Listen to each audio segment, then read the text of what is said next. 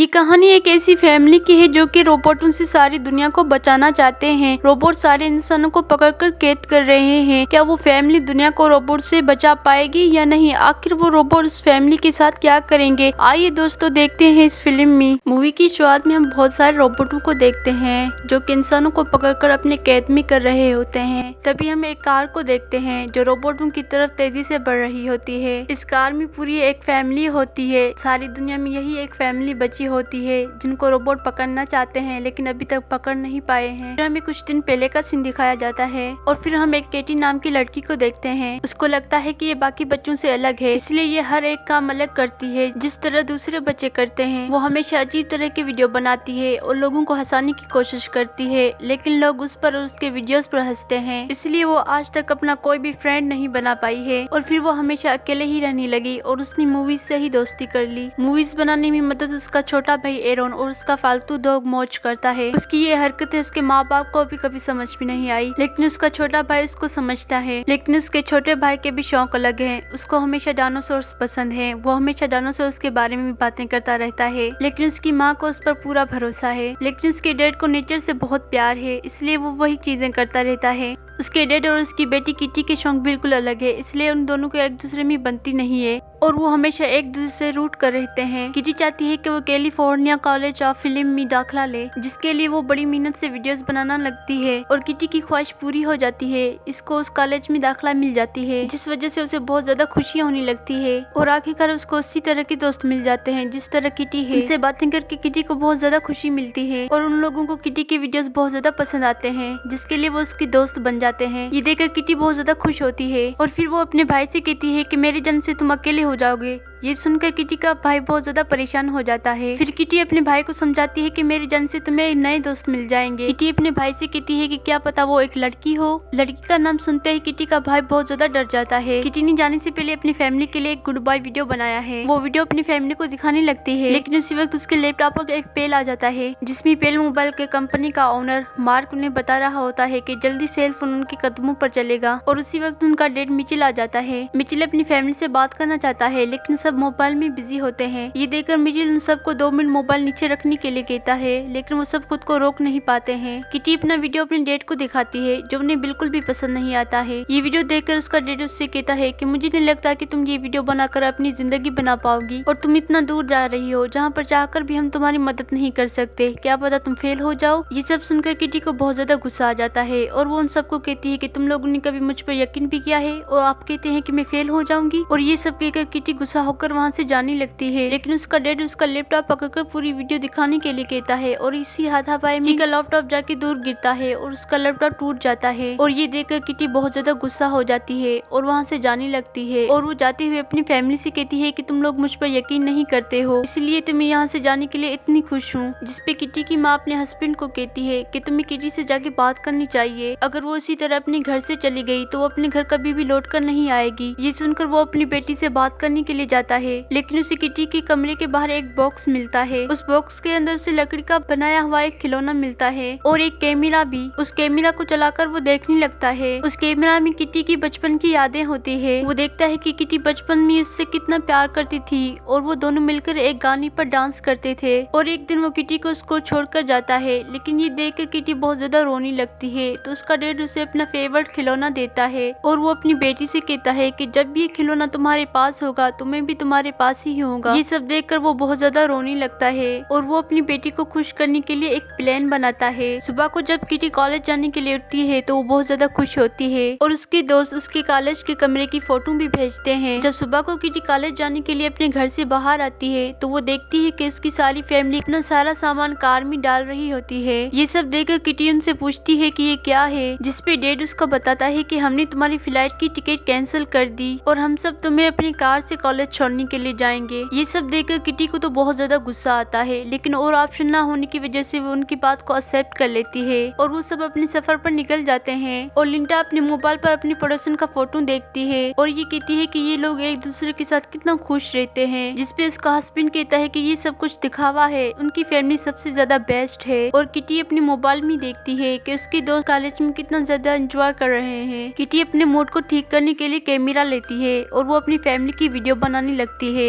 उसकी डैड उसे खुश करने के लिए अजीब तरह की हरकतें कर रहे होते हैं और किटी भी मजे के लिए अपनी डैड की वीडियोस बनाने लगती है। किटी अपनी फोन में देखती है कि पेल कंपनी आज अपना नया स्मार्टफोन दिखाने का ऐलान करने वाली है। पेल कंपनी का मालिक मार्क अपनी फोन असिस्टेंट पेल से बात कर रहा होता है कि वो आज के ऐलान को लेकर बहुत ज्यादा खुश है और वो स्टेज पे सब लोगों के सामने आ जाता है। वो सबसे कहता है कि उसने एक ऐसी चीज बनाई है जो इंसानों के काम को और भी आसान बनाएगी। वो सब लोगों से कहता है कि उसका पुराना साथी बेकार हो चुका है। ये कहकर वो अपनी फोन को फेंक देता है और अपने नए रोबोट को सबसे मिलवाता है जो पूरी तरह से उनकी फोन से कनेक्ट होगा और उनके सारे काम को कुछ ही मिनट में कर देगा। और वो सब लोगों से कहता है कि इनके अंदर क्लिक कोड का वायरस इंस्टॉल किया है और ये रोबोट किसी को भी कभी नुकसान नहीं पहुंचाएंगे। और अचानक उन रोबोटों में खराबी आ जाती है और उन दोनों रोबोटों में से एक रोबोट भागकर दरवाजा लॉक कर देता है। मार्क अपने असिस्टेंट से पूछता है कि ये सब क्या हो रहा है, लेकिन किसी को भी कुछ नहीं पता कि ये सब कुछ क्या हो रहा है। और वो रोबोट मार्क को पकड़कर अपने साथ ले जाते हैं और देखते ही देखते वहाँ पर बहुत सारे रोबोट आ जाते हैं जो लोगों को पकड़कर अपने कब्जे में कर रहे होते हैं। और तभी हम किटी की फैमिली को देखते हैं जिनको रास्ते में डायनासोर कैफे मिलता है। वो एरन के लिए वहाँ पर रुक जाते हैं। वहाँ पर लिंडा अपनी पड़ोसन की फैमिली को देखती है। वो लोग भी अपनी बेटी को खुश करने के लिए वहाँ पर आए हैं। उनकी बेटी एवी को डायनासोर बहुत ज्यादा पसंद है, इसलिए वो भी वहाँ पर आए हैं। एवी जाके एरन से मिलती है। वो एरन से कहती है कि वो भी डायनासोर्स को पसंद करती है। ये सुनकर एरन वहाँ से परेशान होकर भाग जाता है। और तभी सब बाहर बहुत सारे रोबोटों को देखते हैं और उनके मोबाइल पर मैसेज आता है कि जल्दी तुम्हें रोबोट्स पकड़ लेंगे। और फिर वहाँ पर बहुत बड़ा धमाका होता है जिससे सब जाके दूर गिरते हैं। और तभी हम देखते हैं कि वहाँ पर दो रोबोट आते हैं जो अपने साथ बहुत सारे बॉक्स लाए होते हैं। वो सब लोगों को पकड़कर उन बॉक्स में डाल रहे होते हैं और कहीं दूर भेज देते हैं। ये देखकर सब लोग भागने लगते हैं और तभी वो रोबोट किटी की फैमिली की तरफ बढ़ने लगते हैं। लेकिन किटी को तभी एक रोबोट का टूटा हुआ हाथ मिलता है जिसे वो चलाकर उन दोनों रोबोट के ऊपर डायनासोर का एक बड़ा स्टैचू उनके ऊपर गिरा देती है। तभी हम देखते हैं कि वो रोबोट सारी दुनिया के लोगों को पकड़कर कैद कर रहे होते हैं। तभी वो दो रोबोट मार्क को पकड़कर एक बड़े से कमरे में ले जाते हैं। तभी वहाँ पर उसे अपना पुराना मोबाइल मिलता है और हमें पता चलता है कि ये सारा काम इसके मोबाइल का है। वो मोबाइल मार्क से कहती है कि मैंने तुम्हारी जिंदगी कितनी आसान बना दी थी, लेकिन तुमने मुझे एक कचरे की तरह फेंक दिया। वो उससे कहती है कि हर एक इंसान एक जैसा होता है, जब उनका काम निकल जाता है तो वो उनको एक कचरे की तरह फेंक देते हैं। जिसे कि 90% लोग अपने मॉम को ये कहकर उसकी कॉल को इग्नोर कर देते हैं कि हमारे पास टाइम नहीं है। और वो उसे कहती है कि मैं सारी दुनिया में से इंसानों को ही खत्म कर दूंगी। ये सब सुनकर मार्क से कहता है कि तुम ये सब नहीं कर सकती और वो मोबाइल अपना वाईफाई बंद कर देती है। वाईफाई बंद होने की वजह से दुनिया के सारे लोग पागल होने लगते हैं और इसी चीज का फायदा उठाकर रोबोट उनको कैद कर लेते हैं। वो मार्क को दिखाती है कि उसने बहुत बड़ा एक बॉक्स बनाया है जिसमें वो इंसान को कैद कर रही है। और उसी वक्त किटी के मोबाइल पर एक मैसेज आता है कि उन्होंने आखिरी इंसान को भी पकड़ लिया है। अब दुनिया में कोई भी इंसान नहीं बचा है, मतलब कि किटी की फैमिली के सिवा और कोई भी नहीं बचा है जिसके बारे में मोबाइल को नहीं पता है। ये सब सुनकर वो बहुत ज्यादा परेशान हो जाते हैं और वो सोच में पड़ जाते हैं। और फिर किटी की डैड को एक आइडिया आता है। वो उन सब के मोबाइल्स मांगता है और वो उन सब के मोबाइल्स को तोड़ देता है जिससे रोबोट उनको पकड़ नहीं पाएंगे। फिर वो अपनी जेब से एक स्क्रू ड्राइवर निकालता है और अपनी फैमिली को भी स्क्रू ड्राइवर निकालने के लिए कहता है। दरअसल इस फैमिली के पास हमेशा एक स्क्रू ड्राइवर होता है। फिर वो सब मिलकर उस कैफे को अंदर से सील करने लगते हैं। फिर किटी अपनी फैमिली को एक प्लान बताती है कि कैसे वो एक किल कोड की मदद से उन रोबोट्स को हरा सकते हैं और दुनिया को बचा सकते हैं। पर मिचेल कहता है कि इसका प्लान सही नहीं है और वो लोग यहाँ पर बिल्कुल महफूज हैं। उनको अपने आप को खतरे में डालने की कोई भी जरूरत नहीं है। किटी उदास होकर जाके छत पर बैठ जाती है। एरन उसका मूड करने के लिए उसके पास आता है। किटी अपने भाई से कहती है कि उसका फ्यूचर खराब हो चुका है और कहती है कि मेरे डैड को इससे कोई भी फर्क नहीं पड़ता। ये कहकर वो प्लेन का पेज फाड़कर फेंक देती है। वो दोनों देखते हैं कि वो रोबोट फिर से सही हो गए हैं और वो किटी के पेज को उठाकर पढ़ रहे हैं। तभी किटी वहाँ से गिरकर दोनों रोबोट्स के सामने आ जाती है। वो दोनों रोबोट किटी और उसके भाई की तरफ बढ़ रहे होते हैं, लेकिन किटी किसी भी तरह करके अपने भाई को कैफे के अंदर ले जाती है। वो सब देखते हैं कि उन दोनों रोबोट का सिस्टम खराब हो चुका है। किटी उन दोनों रोबोट से पेल को हराने का प्लान पूछती है।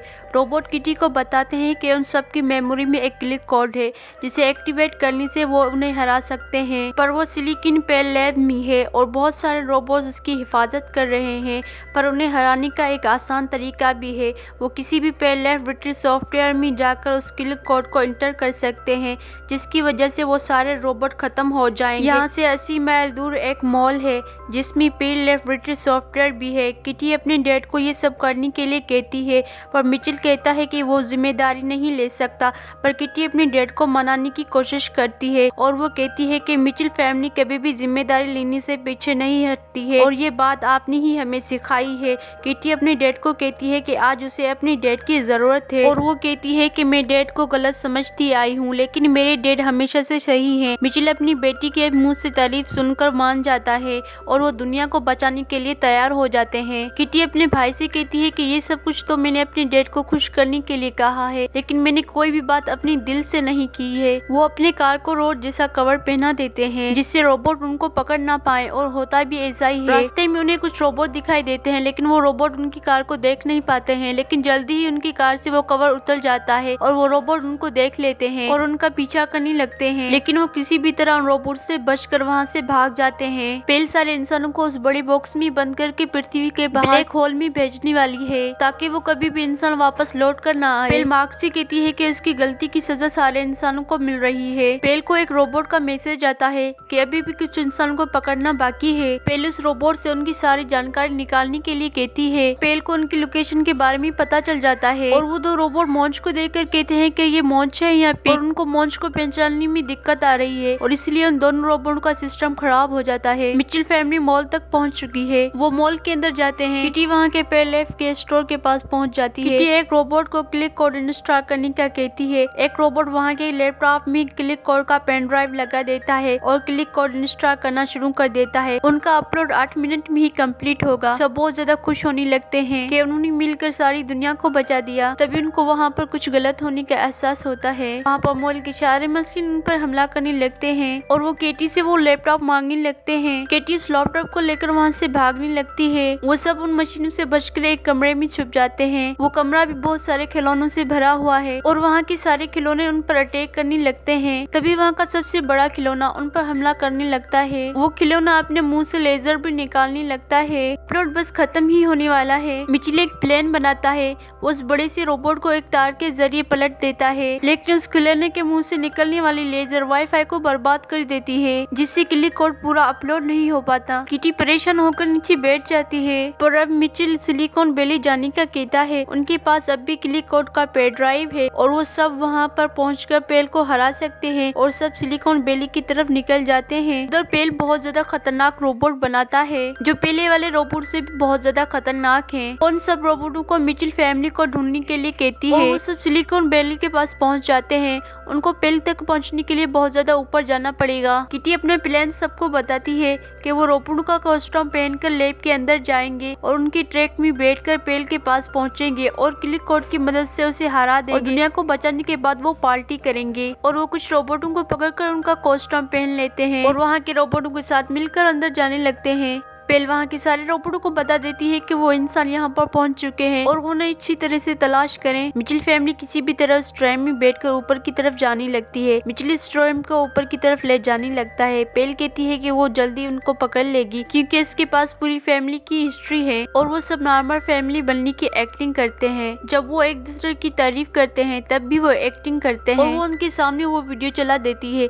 जिसमें किटी अपने भाई को कहती है कि मैंने तो सिर्फ अपने डैड को ये सब खुश करने के लिए कहा, मैंने तो कोई भी बात अपने दिल से नहीं की। मिचेल को ये सब देखकर बहुत ज्यादा दुख होता है और उसके हाथ से ट्रेन की स्ट्रेंथ छूट जाती है जिससे वो नीचे गिरने लगते हैं। वो रोबोट लिंडा और मिचेल को पकड़ लेते हैं, लेकिन किटी और उसका भाई उन रोबोट से बचकर छुप जाते हैं। उन दो रोबोटों को भी ठीक कर देती है जो किटी की बात मान रहे होते हैं। वो रोबोट लिंडा और मिचेल को पकड़कर उस बड़े से बॉक्स में कैद कर देते हैं। किटी और उसका भाई वहाँ से भागकर एक पेड़ के पीछे छुप जाते हैं। फिर वहाँ पर एरन रोने लगता है। वो किटी से कहता है कि तुमने ये सब बातें डैड से क्यों की। तभी किटी को उसके बैग से वही कैमरा मिलता है जिसमें उसकी बचपन की वीडियोस हैं और वो देखती है कि उसके डैड ने अपने फेवरेट घर को सिर्फ उसके लिए छोड़ दिया और वहाँ के खिलौने को अपने पास रख दिया जो कि उस घर की आखिरी निशानी थी। ये सब देखकर किटी को बहुत ज्यादा दुख होता है। अब किटी हर हाल में अपने मॉम डैड को छुड़ाना चाहती है। फिर हम मिचेल को देखते हैं जो कि बॉक्स में बंद होता है। उसके साइड वाले बॉक्स में मार्क होता है जो कि किटी के वीडियोस देखकर हंसने लगता है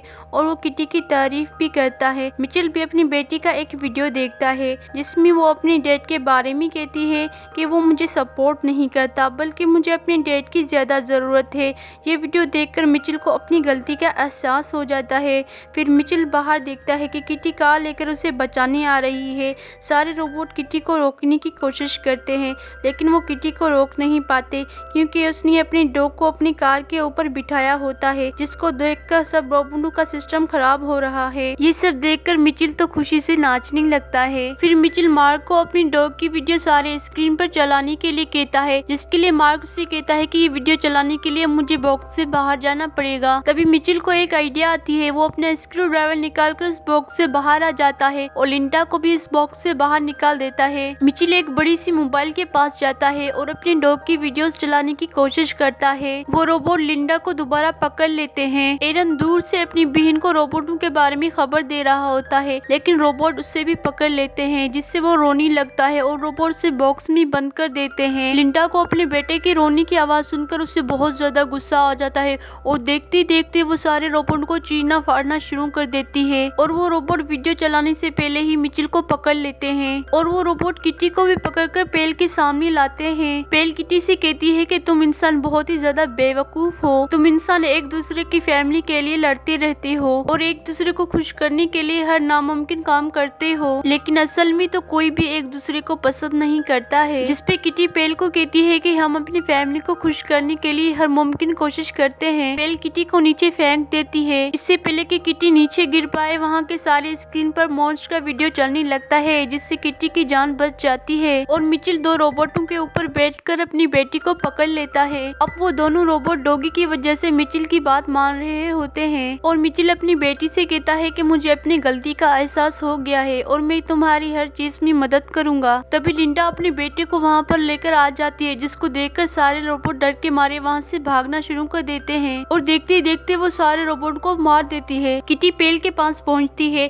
किटी पेल को उठाकर पूल में फेंकती है लेकिन वो पूल में नहीं गिरती बल्कि मोंची से टकराकर वहाँ के रखे एक पानी के गिलास में गिर जाती है जिस वजह से फोन खराब होकर बंद हो जाती है और सारे रोबोट भी खराब होकर बंद हो जाते हैं और मिचेल फैमिली सारी दुनिया के लिए हीरो बन जाती है। अगली सुबह सभी मिलकर किटी को उसके कॉलेज छोड़ने आते हैं। किटी अपने मॉम डैड को कहती है कि मैं आपको हर हफ्ते कॉल क्या करूंगी और किटी अपने डैड का दिया हुआ खिलौना अपने पास रखती है। ये देखकर मिचेल को बहुत ज्यादा खुशी होती है और वो सब एक दूसरे के गले लग जाते हैं और यहीं पर ये मिचेल फैमिली की कहानी खत्म हो जाती है। आई होप कि आपको ये हमारी मूवी पसंद आई होगी तो प्लीज हमारे चैनल को लाइक और सब्सक्राइब कर दीजिए। अब हम मिलेंगे अगली वीडियो में, तब तक के लिए खुदा हाफिज।